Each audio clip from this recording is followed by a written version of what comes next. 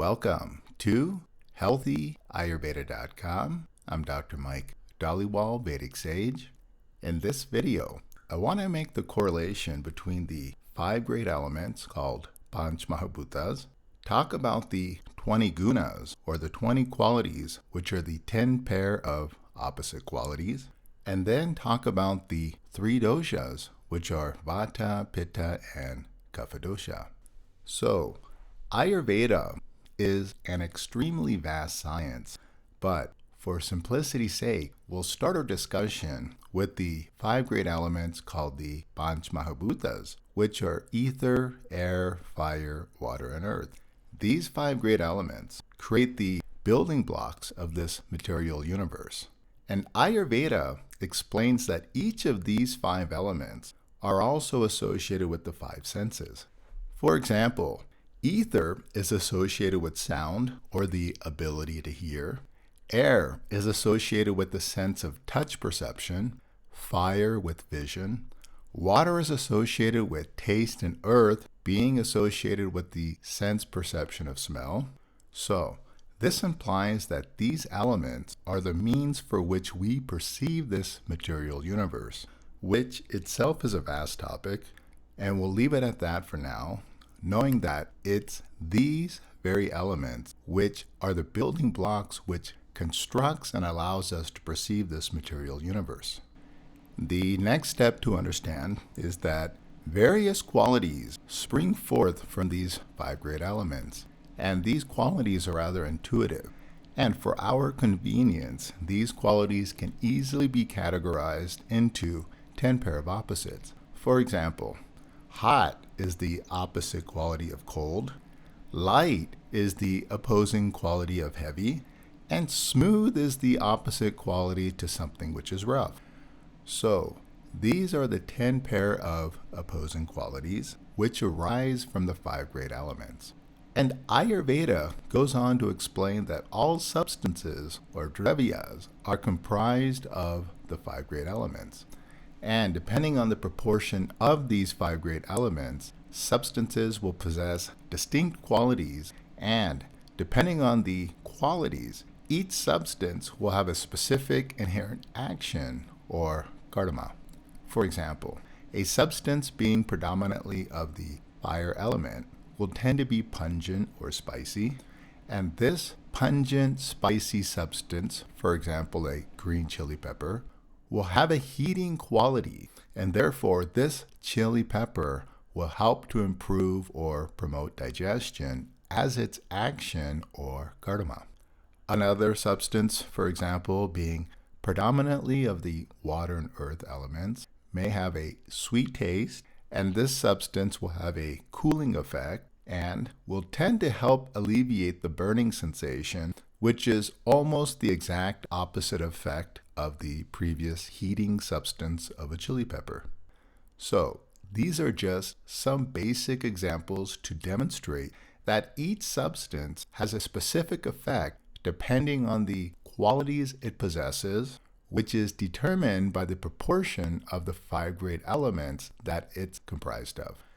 Now, nature tends to organize these various qualities into functional units called doshas. And it's these 3 doshas, vata, pitta, and kapha dosha, when balanced, will support and maintain the underlying processes required for life.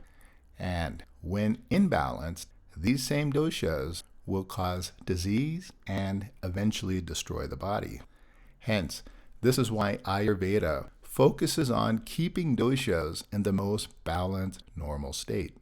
So these functional group of qualities, or doshas, are vata, pitta, and kapha dosha. Vata is predominantly composed of the ether and air elements, and vata dosha is the functional organization of dry, light, cold, rough, subtle, and mobile qualities. And vata, in its normal balanced state, is the underlying principle which protects the body. Vata provides enthusiasm to the individual. Vata governs the respiratory patterns of inspiration, expiration of the breathing cycle.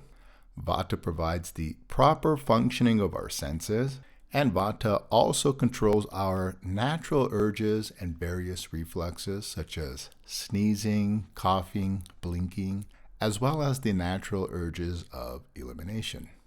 Pitta, on the other hand, is predominantly of the fire element, and pitta is the functional organization of hot, sharp, and slightly unctuous qualities. Pitta in its balanced state will help to maintain digestion, maintains and regulates our body temperature. Pitta gives us courage, and it's also that which gives softness to the body. And finally, kapha dosha is predominantly of the water and earth elements. Kapha is the functional organization of unctuous, cold, heavy, and stable qualities. And when kapha is in its balanced state, kapha provides stability and lubrication to the body. Kapha provides firmness to the joints. Kapha is also that which maintains stability within the mind, which provides us patience, forbearance, and mental fortitude. So, as mentioned earlier, all substances in the universe, including ourselves, are made of these 5 great elements. And all 20 qualities, as well as the 3 doshas, are present in all beings. However, depending on the proportion of the 5 great elements within the individual will determine which dosha is predominant within the individual. And this will be the individual's predominant constitution or prakruti. So an individual who's predominantly of the ether air element will be a vata predominant type of individual. Vata types tend to be more of a thin frame, being lanky or slim and slender. Pitta, on the other hand, is predominantly of the fire element. Pittas tend to have a medium build, and due to the hot and slightly oily qualities of pitta, pittas will have warm skin and tend to be more prone to sweating more easily. One of the functions of pitta dosha is to provide softness to the body. As opposed to the cold, dry, rough qualities of vata, vatas tend to have dry, rough, and cracked skin. Kapha types are predominantly of the water and earth elements, and because of this, kaphas tend to have more of a solid, well-developed body. Because of the heavier elements of water and earth, and because of the heavier, more dense qualities, kaphas have the tendency of putting on weight easily, which also contributes to having a more slower metabolism and sluggish digestion. Due to the dry and rough qualities, vata individuals often have hair that is coarse and often more frizzy. Pittas will often have oily or soft hair, and this is due to pitta being slightly oily in quality. Also, due to the fire element, pittas tend to gray earlier and are more prone to balding. You can think of this as the fire within the mind, which burns off the hair from pitta's head. Or we can look at it as one of the sites associated with pitta are the sweat and sebaceous glands, which have the tendency to obstruct and interfere with the hair follicles, causing thinning of hair, more associated with pitta type individuals. Kapha, on the other hand, is blessed with beautiful, thick, luscious, wavy hair.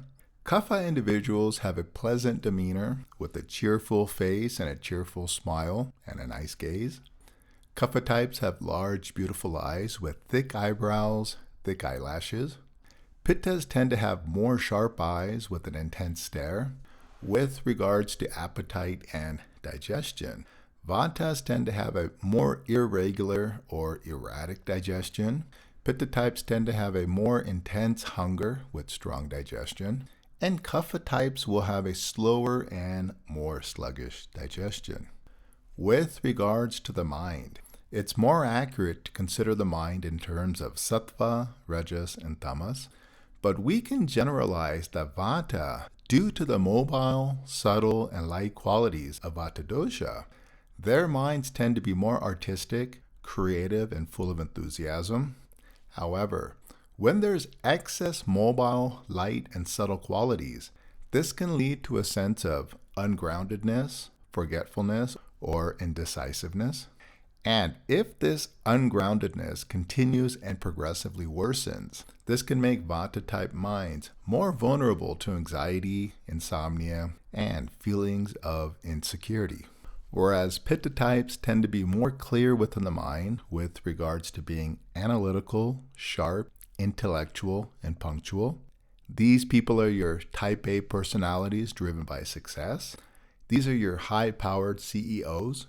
However, when pitta is imbalanced, the fire element within the mind creates a hot-tempered individual who may express anger and impatience.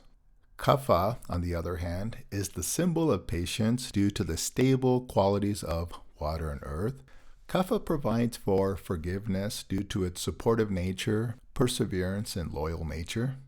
However, when kapha is imbalanced, this may cause excessive attachment, sadness, and if severe, may be more vulnerable to depression. So, this is just a basic introduction into the doshas, looking at the doshas from the elemental perspective, while introducing gunas, or the 10 pair of opposing qualities, and briefly mentioning some of the common characteristics of each dosha. In the next videos, we'll discuss common imbalances of each dosha and how to reestablish balance and good health. Hope you guys have enjoyed, and until next time, be well.